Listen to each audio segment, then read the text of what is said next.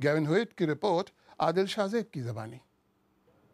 یونان کو اس الٹیمیٹم کا سامنا ہے کہ یا تو اصلاحات قبول کر کے قرضہ حاصل کرے اور یا یورپ کو خدا حافظ کہہ دے۔ سنگین معاشی بحران سے یونانیوں کی مشکلات بڑھتی ہی چلی جا رہی ہیں۔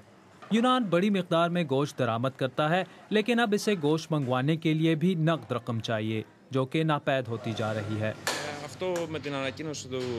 بینک بند ہیں اور کوئی غیر ملکی سپلائر اب ہمیں ایڈوانس کیش کے بغیر گوشت سپلائی کرنے کے لیے تیار نہیں۔ ہمارا اسٹاک 10 روز میں ختم ہو جائے گا۔ سپر مارکیٹ چلے جائیں، جہاں پریشان حال لوگ اشیاء خرد و نوش ذخیرہ کر رہے ہیں۔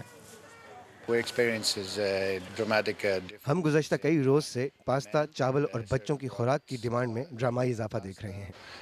Rice, baby product, baby food.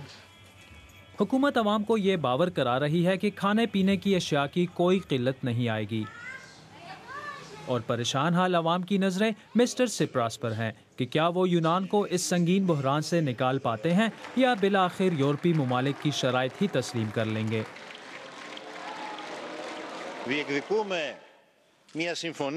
ہم سمجھوتے کے لیے لڑ رہے ہیں، لیکن ایسا سمجھوتا جو کہ نہ صرف ہمیں اس بحران سے نکالے بلکہ ایک بہتر مستقبل کی امید بھی قائم رکھے۔